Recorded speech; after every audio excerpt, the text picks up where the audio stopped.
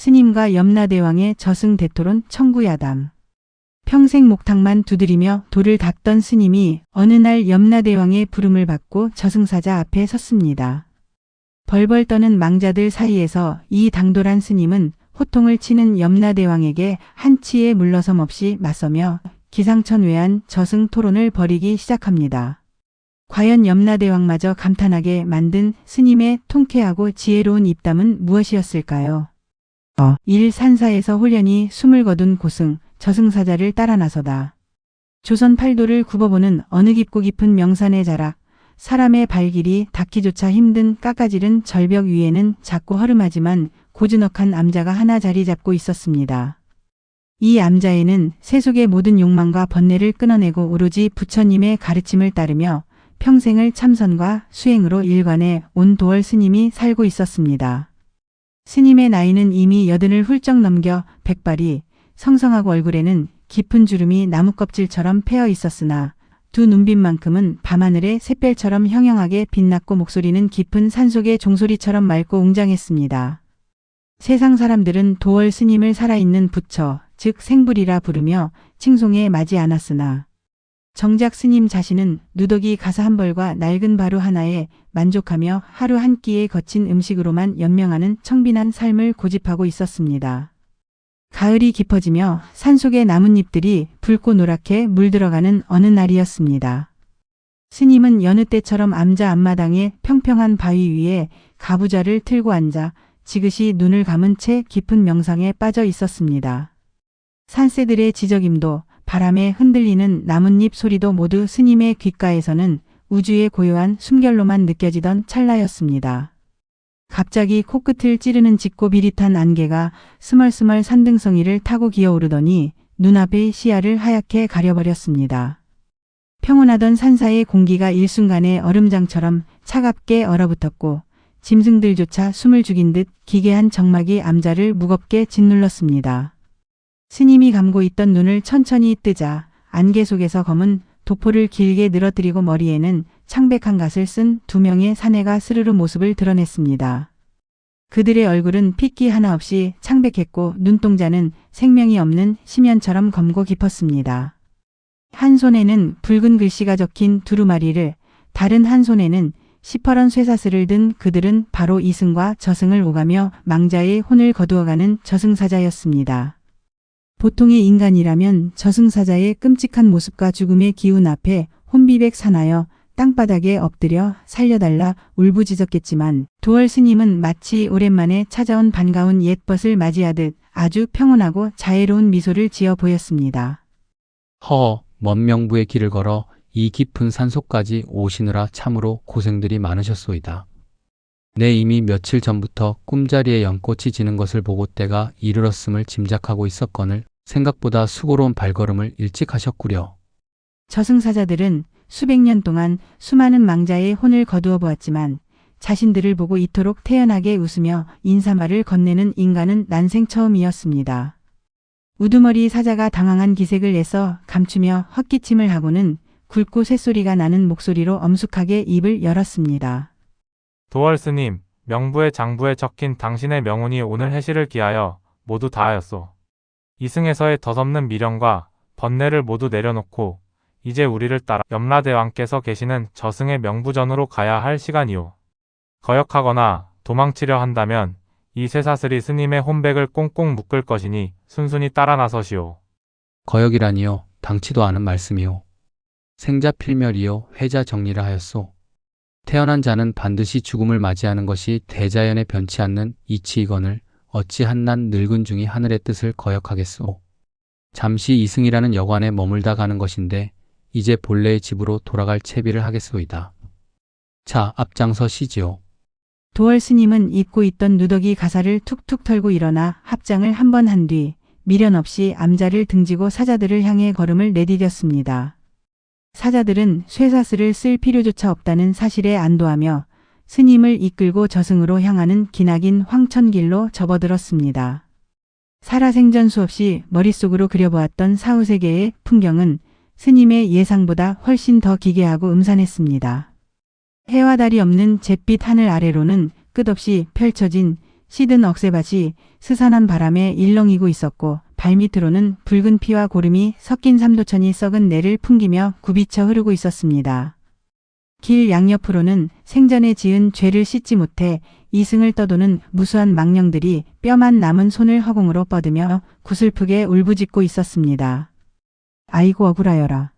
내 아직 이승에 남겨둔 자식과 금은보화가 산더미이거늘 이리 허망하게 끌려가다니. 망자들의 처절한 통곡과 후에 섞인 비명소리가 저승의 하늘을 가득 채우고 있었지만 도월 스님은 그들의 고통스러운 외침을 들으며 눈을 지그시 감고 온만이 밤 매움을 나지막이 외며 그들의 넋을 달래주었습니다. 가엾은 중생들이여. 살아생전 한 줌의 재물과 덧없는 권력에 눈이 멀어 영혼을 병들게 하더니 죽음 앞에서는 그 모든 것이 한낱 뜬구름과 같음을 왜 알지 못한단 말인가. 빈손으로 와서 빈손으로 가는 것이 인생이거늘 그토록 무거운 미련의 짐을 지고 저승길을 걸으니 그 발걸음이 어찌 무겁고 고통스럽지 않겠는가. 저승사자들을 따라 며칠인지 몇 달인지 모를 아득한 시간 동안 황천길을 걸어가던 스님의 눈앞에 마침내 구름 위로 우뚝 솟은 거대하고 웅장한 기와지붕이 모습을 드러냈습니다. 그것은 죽은 자들의 영혼을 심판하여 극락과 지옥으로 나누는 저승의 최고 재판소, 바로 염라대왕이 좌정하고 있는 명부전이었습니다. 명부전의 문 앞에는 수천 명의 험악한 옥졸들이 창과 칼을 들고 눈을 부라리며 서 있었고 죄를 지은 망자들이 줄을 서서 덜덜 떨며 자신의 차례를 기다리고 있었습니다.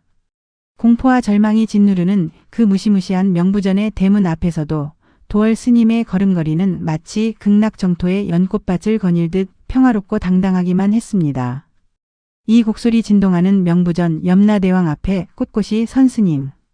명부전의 거대하고 육중한 검은 무쇠대문이 찢어지는 듯한 괴성을 내며 열리자 도월 스님과 저승사자들은 죄인들을 심판하는 광활하고 서늘한 대전 안으로 들어섰습니다. 대전 안은 이승의 그 어떤 궁궐보다도 훨씬 더 넓고 아득했으며 천장에서는 시퍼런 불꽃이 으스스하게 타오르며 잿빛 공간을 비추고 있었습니다. 사방에서는 무시무시한 형벌의 도구들이 널브러져 있었고 이승에서 살인, 탐욕, 사기, 간음 등 온갖 중죄를 저지르고 온 망자들이 바닥에 엎드려 살이 타들어가는 듯한 비명을 지르며 자비를 구하고 있었습니다. 대왕마마, 제발 한 번만 용서해 주시옵소서. 이승으로 다시 돌아가게만 해주신다면 전 재산을 가난한 이들에게 나누어주고 부처님을 모시며 살겠나이다. 제발 끓는 기름 가마솥만은 면하게 해 주시옵소서. 망자들의 처절한 절규가 명부전의 높은 천장에 부딪혀 메아리치고 있었지만 대전 정중앙의 가장 높은 단상 위에 앉아있는 거대한 형체는 그 어떤 자비의 기색도 보이지 않았습니다. 그가 바로 저승의 지배자이자 죽은 자들의 삶을 한치의 오차도 없이 심판하는 염라대왕이었습니다. 염라대왕은 마치 산 하나가 앉아있는 듯한 거대한 체구에 붉고 검은 관복을 입고 머리에는 금빛으로 장식된 면류관을 쓰고 있었습니다. 숯불처럼 이글거리는 거대한 두 눈과 호랑이처럼 덥수룩한 수염은 바라보는 것만으로도 오장육부가 오그라들 만큼 압도적인 공포를 내뿜고 있었습니다. 염라대왕의 좌우로는 이승에서의 모든 언행이 낱낱이 기록된 생사부를 든 판관들이 매서운 눈초리로 죄인들을 노려보고 있었고 대전 한쪽에는 망자가 살아생전 지은 죄를 거울처럼 투명하게 비춰준다는 업경대가 시퍼런 빛을 번쩍이고 있었습니다. 저승사자들은 도월 스님을 염라대왕이 앉아있는 높은 단상 아래로 이끌고 가더니 무릎을 꿇으라는 신용을 하며 스님의 어깨를 강하게 억눌렀습니다. 다른 망자들은 염라대왕의 시선이 닿기도 전에 지레 겁을 먹고 땅바닥에 이마를 박고 사시나무 떨듯 떨고 있었지만 도월 스님은 달랐습니다. 스님은 사자들의 억센 손길을 가볍게 뿌리치고는 꿋꿋하게 허리를 펴고 선 채로 단상 위에 염라대왕을 정면으로 지그시 올려다보았습니다. 두려움이나 위축됨은커녕 오히려 상대를 꿰뚫어보는 듯한 깊고 자애로운 눈빛이었습니다. 그 당돌하고 기이한 광경에 명부전 안의 판관들과 옥졸들조차 숨을 멈추고 웅성거리기 시작했습니다. 무엄하다. 내 이놈.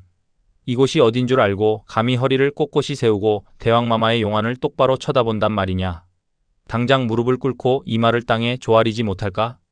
곁에 섰던 험상궂은 판관 하나가 호통을 치며 몽둥이를 치켜들었으나 염라대왕이 크고 무거운 손을 들어 판관을 제지시켰습니다. 염라대왕은 흥미로운 듯 턱수염을 쓰다듬으며 쩌렁쩌렁한 목소리로 대전을 울리며 입을 열었습니다. 허, 참으로 기이한 망자로다. 내 수만 년 동안 수억 명의 인간들을 이 자리에 세워 심판해 보았으나 짐의 앞에서 이토록 꼿꼿하게 고개를 들고 서 있는 자는 난생 처음 보는구나. 너는 이승에서 대체 무슨 믿는 구석이 있었기에 이 무시무시한 지옥의 대전에서도 두려움을 모르는 것이냐? 도월 스님은 염라대왕의 호통 같은 질문에도 전혀 흔들림 없이 오히려 부드럽고 여유로운 미소를 지으며 합장을 하고 대답했습니다. 대왕마마, 두려움이란 본디 마음에 지은 죄가 있고 잃을 것이 있는 자들에게나 찾아오는 마음의 그림자일 뿐입니다. 소승은 이승에 머무는 80평생 동안 내 것이라 주장할 재물 한 푼 가져본 적이 없고 남을 헐뜯거나 해코지하여 마음에 빚을 진 일 또한 없습니다. 텅 빈 마음으로 와서 텅 빈 마음으로 돌아가는 길인데 어찌 지옥의 형벌이 두려울 것이며 염라대왕의 심판이 무섭겠습니까? 대왕께서 보시기에는 제가 심판을 받아야 할 망자로 보이시겠으나 부처님의 눈으로 본다면 이승의 왕이나 저승의 대왕이나 누더기를 걸친 늙은 중이나 모두가 덧없는 윤회의 수레바퀴 속을 떠도는 같은 중생일 뿐입니다. 어찌 중생이 중생에게 무릎을 꿇으라 강요하시는지요. 스님의 거침없고 논리 정연한 대답이 명부전의 무거운 공기를 날카롭게 가르자 염라대왕의 짙은 눈썹이 위로 치켜 올라갔습니다. 일개 인간 주제에 저승의 지배자인 자신을 가르치려 드는 스님의 오만함에 화가 나면서도 그 당당한 기계와 심오한 철학적 깊이에 속으로는 내심 감탄을 금치 못하고 있었습니다. 오호라, 내 놈이 불법을 공부했다는 중이라더니 입놀림이 몹시도 매끄럽고 요사스럽구나. 이승의 업보를 벗어던졌다고 큰 소리를 치지만 인간의 마음은 본디 탐욕과 어리석음으로 가득 찬 똥물과 같은 것. 내 놈이 겉으로는 청빈한 척했을지언정 마음속 깊은 곳까지 단 한 번의 번뇌도 없었다고 짐의 앞에서 자신할 수 있단 말이냐? 여봐라 판관. 저 중놈의 이름이 생사부에 어찌 적혀 있는지 낱낱이 읽어 만천하에 고하여라. 염라대왕의 불호령에 판관이 두루마리를 펄럭이며 펼쳐들었습니다.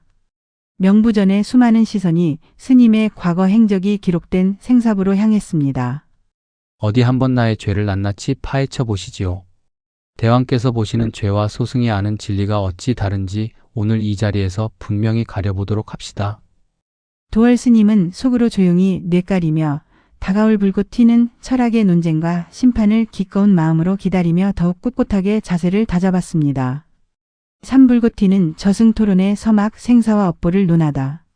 명부전의 거대한 전각안이 쥐죽은 듯 고요해진 가운데 판관이 헛기침을 몇 번 하고는 생사부에 적힌 도월 스님의 기록을 크고 무거운 목소리로 읽어 내려가기 시작했습니다. 이 망자의 이름은 도월.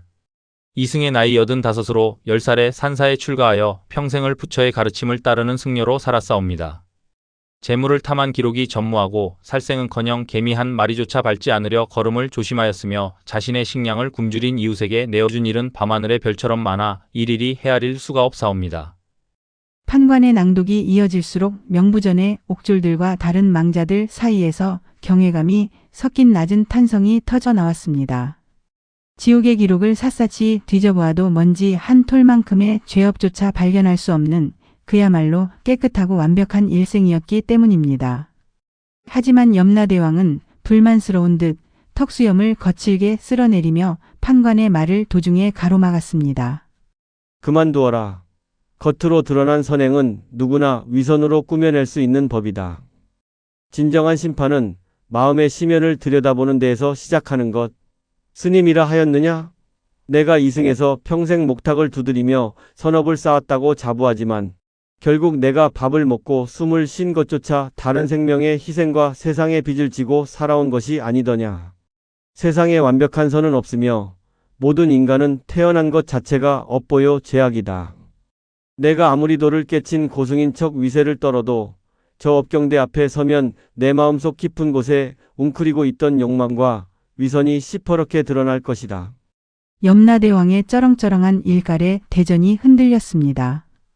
염라대왕은 이 고고하고 거만한 스님의 콧대를 꺾어 지옥의 엄중함을 보여주려 마음먹은 듯 했습니다. 그러나 도월 스님은 여전히 부드러운 미소를 잃지 않은 채 오히려 한 걸음 앞으로 더 다가가 염라대왕의 눈을 똑바로 응시하며 반박을 시작했습니다.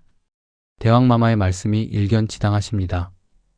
중생으로 태어난 이상 숨을 쉬고 밥을 먹는 과정에서 알게 모르게 세상의 빚을 지는 것은 피할 수 없는 업보입니다. 하오나 대왕이시여, 맑은 물과 흐린 물의 차이가 어디에 있다고 생각하십니까? 흙탕물이 튀어 옷이 더러워졌다 하여 그 사람의 본성까지 더럽다 욕할 수는 없는 법입니다.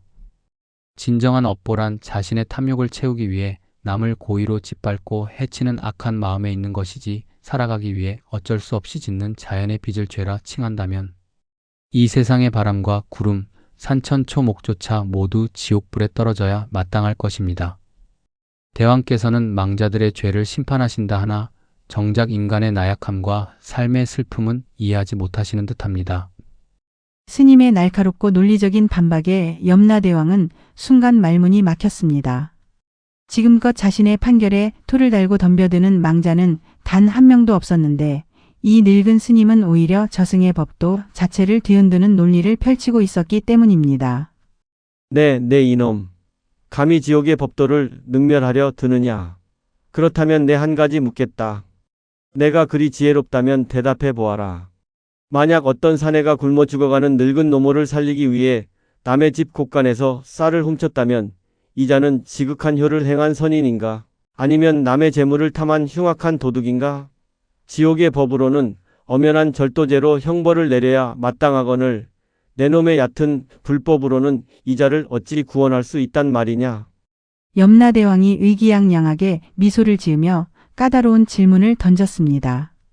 명부전의 모든 눈과 귀가 스님의 입술로 집중되었습니다. 스님은 잠시 눈을 감고 생각에 잠기는 듯하더니 이내 맑고 청아한 목소리로 대답을 이어갔습니다. 참으로 우매하고 안타까운 질문이십니다. 대왕이시여. 대왕께서는 법의 잣대로만 세상을 재단하시려 하니 그 속에 담긴 인간의 피눈물을 보지 못하시는 것입니다. 노모를 살리기 위해 쌀을 훔친 자는 분명 세속의 법을 어긴 도둑이 맞습니다. 허나 그 마음의 뿌리는 지극한 효심과 사랑에서 비롯된 것입니다.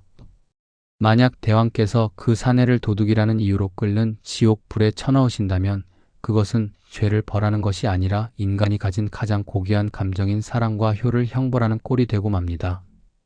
진정한 심판관이라면 쌀을 훔친 죄는 이승의 감옥에서 씻게 하되 그 지극한 효심만큼은 칭송하여 극락의 길을 열어주어야 마땅한 것입니다.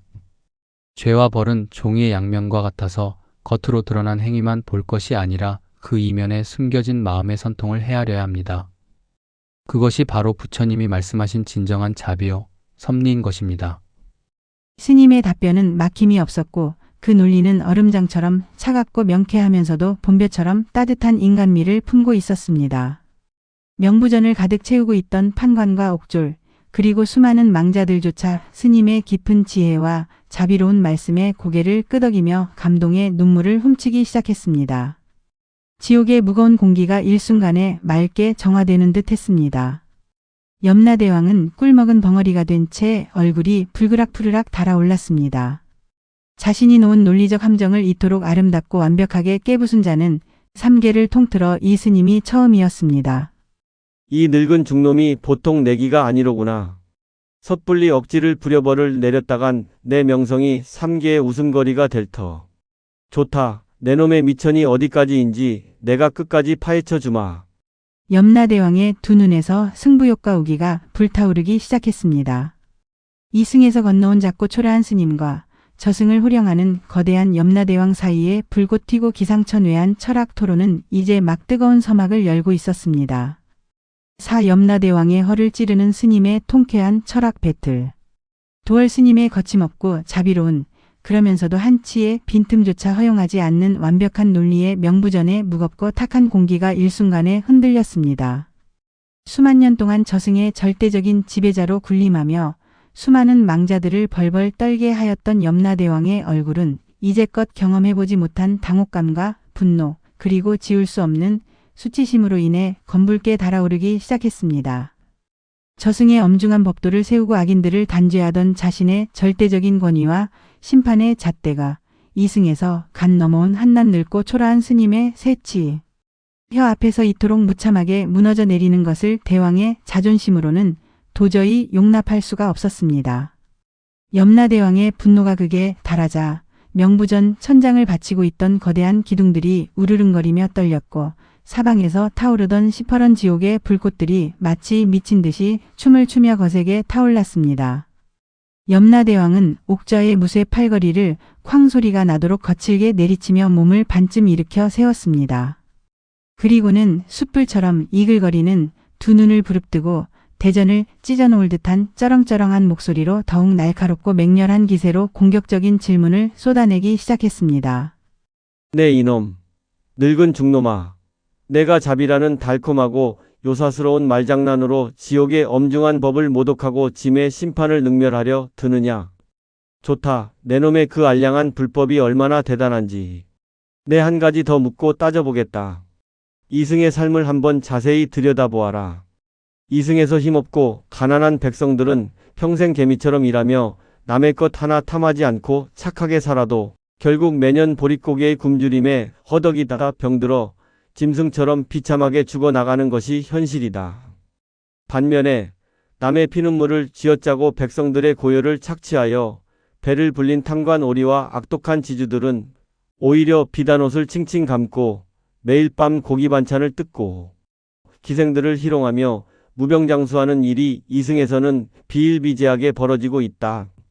내 놈이 입이 닳도록 부르짖는 하늘의 이치가 있고 부처의 자비가 진정으로 존재한다면 어찌하여 이다지도 악인이 승승장구하고 선인이 뼈저리게 고통받는 끔찍한 불공평을 수수방관한단 말이냐.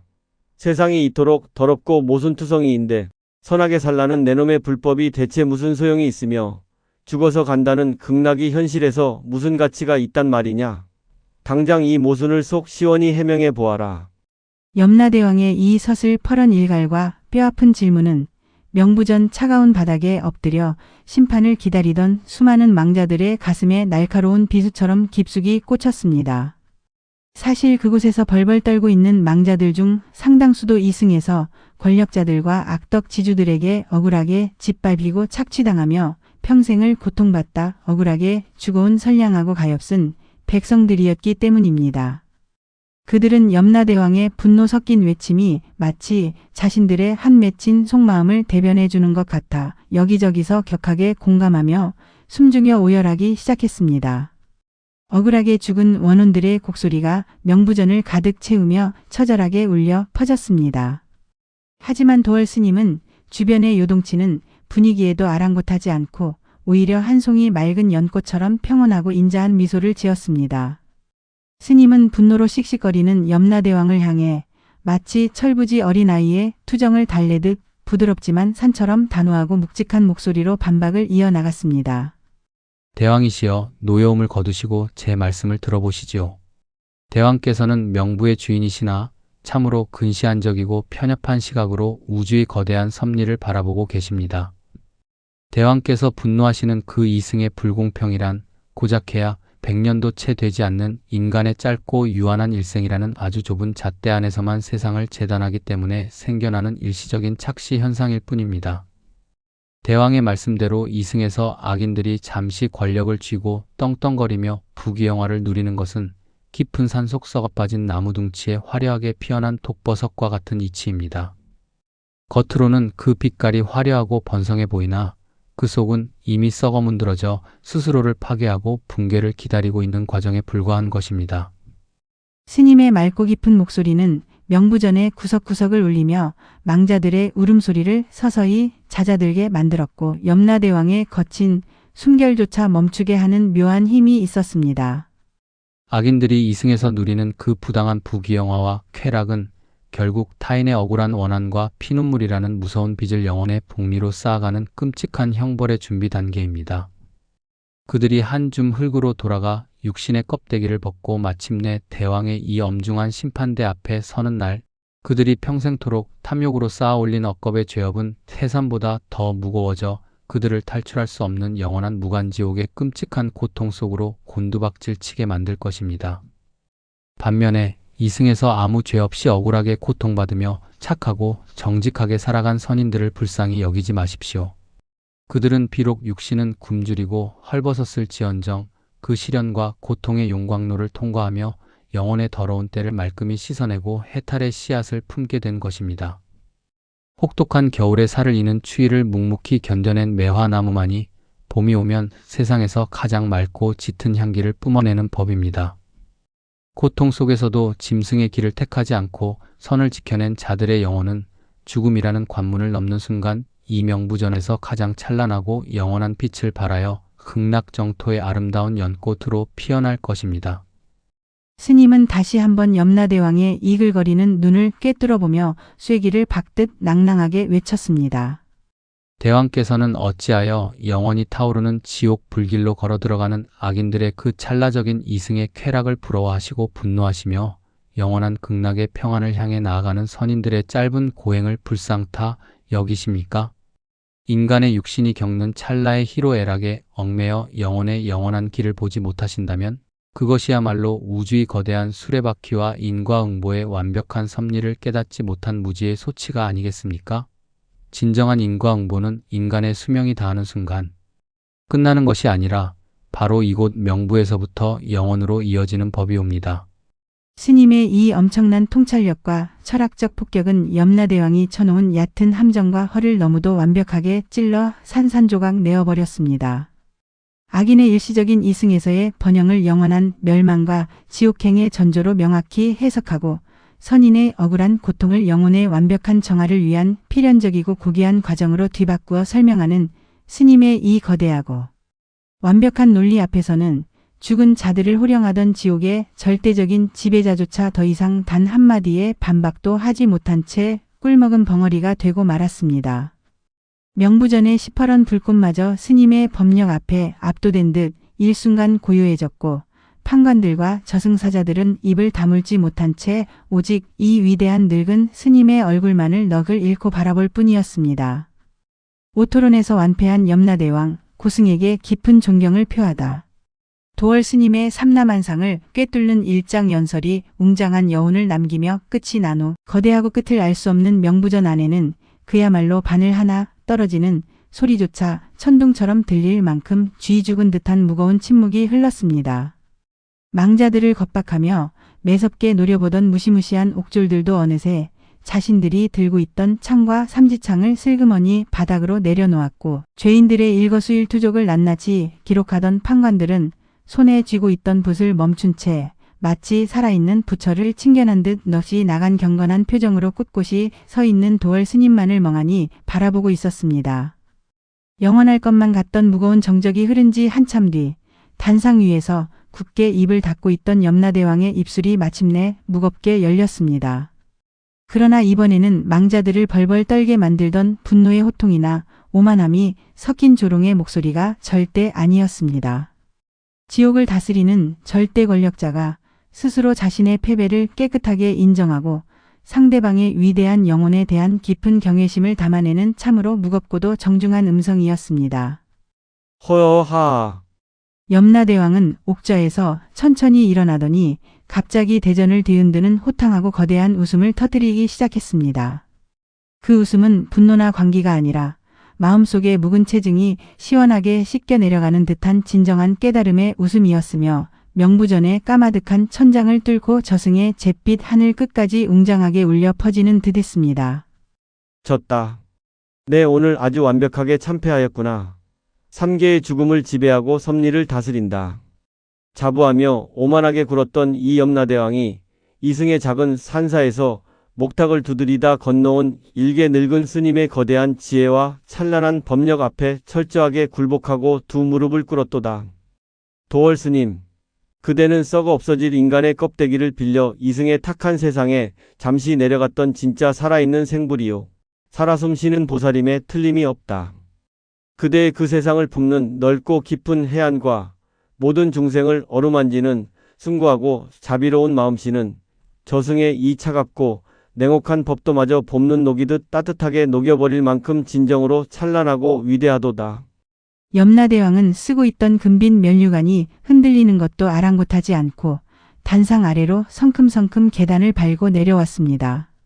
그리고는 자신보다 한참이나 체구가 작고 누더기를 걸친 도월 스님의 코앞에 서서 아주 정중하고 경건하게 두 손을 가슴 앞으로 모아 합장하며 허리를 굽혀 깊은 존경의 예를 표했습니다. 삼남한상의 생사여탈권을 쥔 저승의 대왕이 일개 이승의 망자에게 허리를 굽혀 예를 갖추는 저승이 생겨난 이래 단 한 번도 없었던 천지개벽할 놀랍고도 기적적인 광경이 벌어진 것입니다.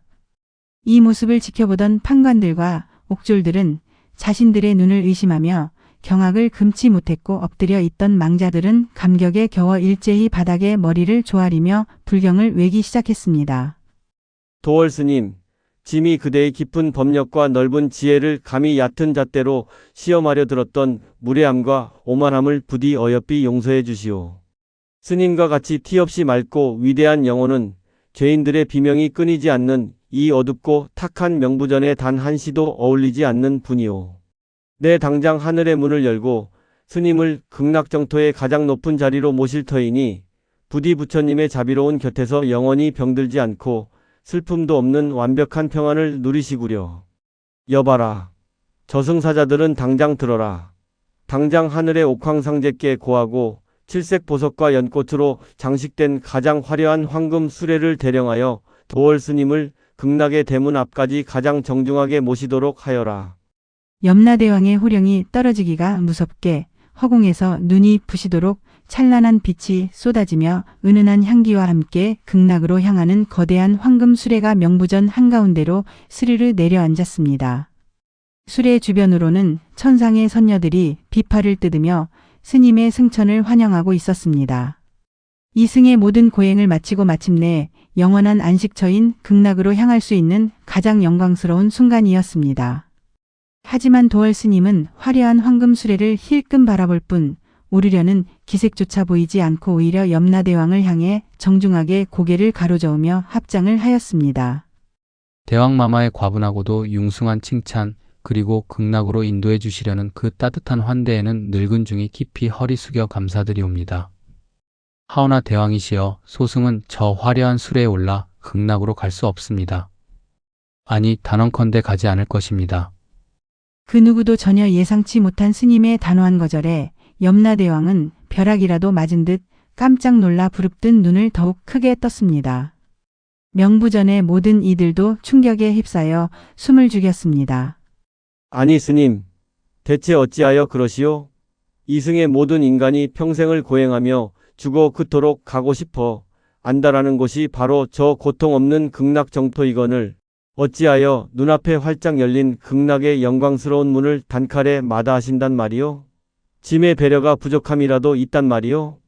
도월 스님은 얼굴 가득 자애롭고 평온한 미소를 띠며 명부전 차가운 바닥에 엎드려 자신의 처지를 비관하며 고통받고 있는 수많은 망자들의 애처로운 얼굴을 한 명 한 명 굽어 살펴보았습니다. 스님의 두 눈에는 중생을 향한 측은지심의 눈물이 맺혀 있었습니다. 대왕이시여, 참된 불자에게 극락이란 나 혼자 편안히 눈을 감고 화려한 연꽃 위에 누워 영원한 쾌락과 안식을 누리는 이기적인 장소가 아닙니다. 지금 제 발밑을 굽어보십시오. 이 어둡고 고통스러운 지옥의 심판대 앞에서 자신의 무지했던 죄를 뼈저리게 뉘우치며 피눈물을 흘리는 저 가엾은 중생들, 그리고 이 순간에도 이승에서 끝없는 탐욕과 어리석음의 늪에 빠져 스스로 지옥행 티켓을 끊고 있는 수많은 불쌍한 백성들이 세상에 강물처럼 넘쳐나지 않습니까? 그들이 무지와 고통 속에서 신음하며 구원의 손길을 애타게 기다리고 있는데 어찌 나 혼자만 모든 짐을 벗어던지고 마음 편히 극락 정토에 앉아 부처님을 뵐 면목이 있겠습니까?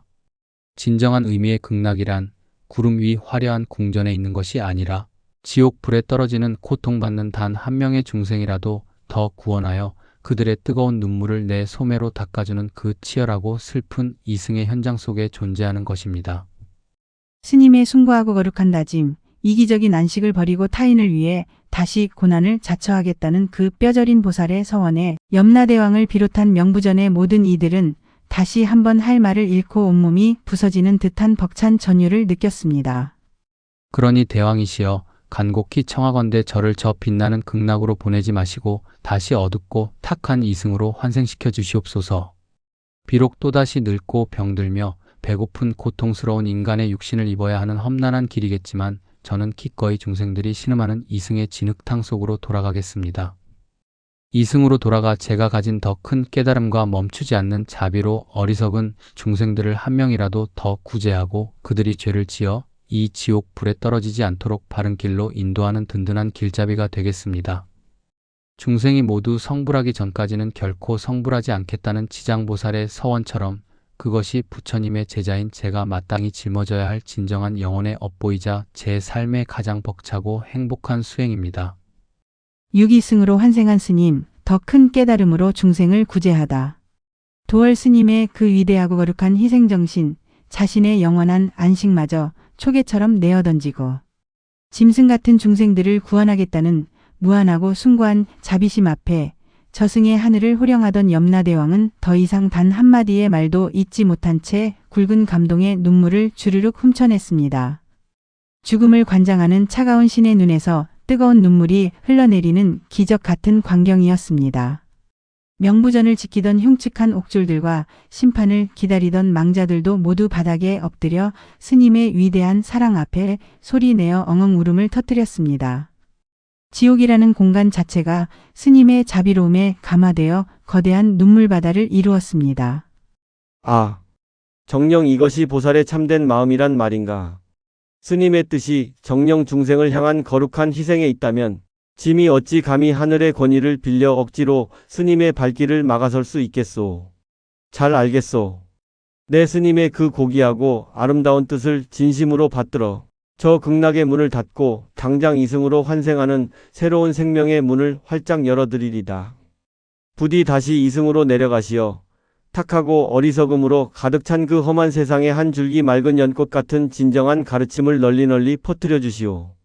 내 비록 이 어두운 명부를 벗어날 수 없는 몸이나 저승에서나마 스님의 그 거룩하고 위대한 행보를 매일같이 지켜보며 온 마음을 다해 응원하리다. 염라대왕이 눈물을 머금은 채허공을 향해 거대한 소매를 크게 휘젓자 육중하고 어두웠던 명부전의 한쪽 벽면이 벼락치는 소리와 함께 쩍 갈라졌습니다. 그리고 그 틈을 통해 지옥의 음산한 공기를 단숨에 정화시켜버릴 만큼 눈이 부시도록 찬란하고 생명력 넘치는 거대한 빛의 기둥이 폭포수처럼 쏟아져 들어왔습니다. 생사의 굴레를 넘어 새로운 생명으로 이어지는 이승으로 통하는 성스러운 환생의 문이 활짝 열린 것입니다. 빛이 닿는 곳마다 명부전의 차가운 바닥에서 기이하게도 푸른 연꽃들이 하나둘씩 피어나는 신비로운 광경이 펼쳐졌습니다. 도월 스님은 그 환희로운 빛을 마주하며 단상 위에 염라대왕과 눈물 흘리며 엎드려 있는 명부전의 수많은 옥졸 그리고 가엾은 망자들을 향해 차례대로 아주 정중하고 따뜻하게 마지막 합장의 인사를 올렸습니다. 대왕마마 그리고 이승의 인연을 다하고 온 수많은 중생들이여 부디 각자의 업을 잘 갈무리하여 평안에 이르시기를 기도하겠소. 내 이승의 어두운 곳마다 부처의 자비를 심고 돌아올 터이니 그때 다시 웃으며 인사를 나누도록 합시다. 스님은 극락정토의 영원한 쾌락이라는 달콤한 유혹에 아무런 미련도 아쉬움도 남기지 않은 채 오직 굶주리고 병든 이승의 중생들을 다시 품에 안겠다는 굳센 결의를 다지며 그 찬란한 빛의 기둥 속으로 여유롭고 당당한 깃털처럼 가벼운 걸음을 내디뎠습니다. 스님의 깡마른 뒷모습이 그 압도적인 빛 속으로 완전히 스며들어 사라질 때까지 염라대왕은 옥좌에서 꿋꿋이 서서 굽힌 허리를 펴지 않으며 깊은 존경의 예를 거두지 않았습니다. 지옥의 가장 악독한 죄인들조차 스님의 숭고한 영혼을 가슴 깊이 기리며 두 손을 모아 피눈물을 흘리며 참회의 기도를 소리 높여 올렸습니다. 그로부터 며칠 뒤 이승의 혹독한 겨울바람이 몰아치는 어느 가난하고 외진 시골 마을. 평생 남을 돕다 자신의 재산을 다 나누어주고 가난해진 어느 착하고 선량한 젊은 농부에 다 쓰러져가는 초가집에서 건강하고 우렁찬 사내 아기의 울음소리가 세상을 깨우듯 쩌렁쩌렁하게 터져 나왔습니다. 참으로 기이하고 놀랍게도 그 아기가 세상의 빛을 보며 첫 울음을 터뜨리던 바로 그 순간 꽁꽁 얼어붙어 있던 농부의 집 앞마당 흙바닥을 뚫고 한겨울의 추위에도 아랑곳하지 않은 채 탐스럽고 맑은 은은한 향기를 뿜어내는 푸른 연꽃송이들이 기적처럼 만발하는 천지개벽할 일어났습니다. 짙은 연꽃 향기가 온 마을을 포근하게 감싸자 이 경이로운 기적을 목격한 마을 사람들은 그 아기가 훗날 이 험악한 세상을 구원하고 중생의 눈물을 닦아줄 하늘이 내린 큰 스님이 될 것이라며 두 손을 모아 축복을 아끼지 않았습니다. 바로 도월 스님이 고통받는 중생들을 모두 구제하기 전까지는 결코 편안히 쉬지 않겠다는 염라대왕과의 굳은 약속을 지키기 위해 새로운 인간의 육신을 입고 이승의 진흙탕속으로 화려하고도 눈부시게 돌아온 것입니다. 지옥의 절대적인 대왕마저 무릎 꿇고 감복하게 만든 늙은 고승의 통쾌하고 철학적인 지혜의 입담, 그리고 이기심과 탐욕의 껍데기를 완벽하게 초월하여 스스로 고난의 길을 택한 위대한 자비와 사랑의 이야기는 훗날 사람들 사이에서 끊임없이 입에서 입으로 회자되었습니다. 그 기막힌 염라야담은 부당함과 착취가 만연한 험하고 거친 세상을 하루하루 버티며 살아가는 가엾은 백성들에게 악인은 반드시 벌을 받고 선의는 영원히 빛난다는 한 줄기 시원한 사이다 같은 깨달음과 내일을 살아갈 따뜻하고 찬란한 희망의 빛으로 영원히 전해지게 되었습니다.